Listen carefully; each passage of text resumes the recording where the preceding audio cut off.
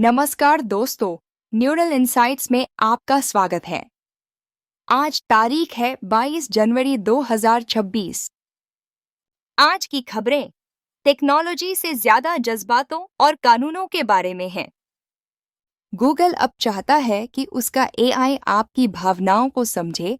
AI के godfather यान लेकन ने मौजूदा मॉडल्स के खिलाफ बगावत कर दी है और दक्षिण कोरिया ने आज से एआई कंपनियों पर कानूनी चाबुक चला दिया है। चलिए आज की इन बड़ी कहानियों को विस्तार से जानते हैं।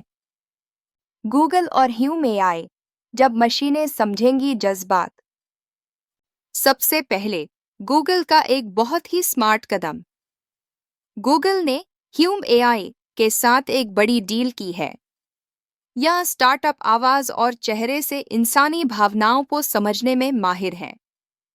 गूगल ने इसे पूरी तरह खरीदा नहीं है, बल्कि एक एक्विहायर किया है, यानी उन्होंने ह्यूम एआई की तकनीक का लाइसेंस ले लिया है और उनके सीईओ एलन कोवेन को डीपमाइंड में शामिल कर लिया है। इसका मतलब है कि आने वाले समय में गूगल का जेमिनी और एप्पल का सिरी न केवल आपके शब्दों को सुनेंगे, बल्कि आपके टोन और मूड को भी समझेंगे। अगर आप गुस्से में हैं, तो एआई आपको शांत करने की कोशिश करेगा। यह ओपनएआई के वॉइस मोड के खिलाफ गूगल की सीधी चुनौती है। यान लेकिन की बगावत, अमी लैब्स और वर्ल्ड मॉडल्स। दूसरे खंड में एक बड़ा विद्रोही कदम। मेटा के चीफ एआई साइंटिस्ट और एआई के दिग्गजों में से एक यान लेकन ने मौजूदा एलएलएम्स के खिलाफ मोर्चा खोल दिया है। MIT टेक्नोलॉजी रिव्यू की रिपोर्ट के मुताबिक लेकन ने पेरिस में अमी लैब्स नाम से अपना स्टार्टअप शुरू किया है। उनका कहना है कि आज के चैटबॉट्स एक पठार पर पहुंच चुके हैं, यानी इनमें अब ज्यादा सुधार की गुंजाइश नहीं है। वे वर्ल्ड मॉडल्स पर दांव लगा रहे हैं, जो दुनिया को रटने के बजाय उसे समझेंगे। यह सिलिकॉन वैली के मौजूदा ट्रेंड के खिलाफ एक बहुत बड़ा जुआ है। दक्षिण कोरिया का एआई बेसिक एक्ट आज से लागू। तीसरे अपडेट में कानून और नियम। दक्षिण कोरिया में आज 22 जनवरी से आर्टिफिशियल इंटेलिजेंस बेसिक एक्ट आधिकारिक रूप से लागू हो गया है। यह एशिया के सबसे सख्त कानूनों में से एक है।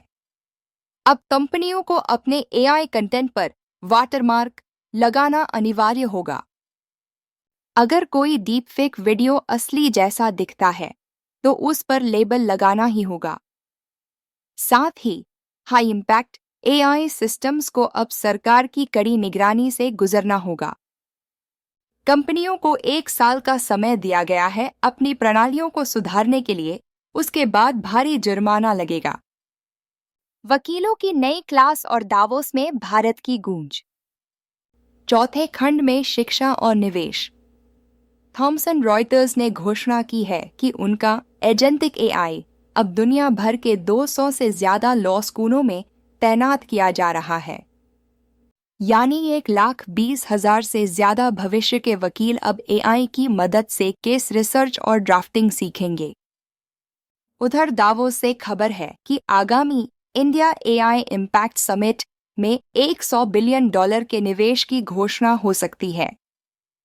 फ्रांस के राष्ट्रपति मैक्रो भी इसमें शामिल हो सकते हैं।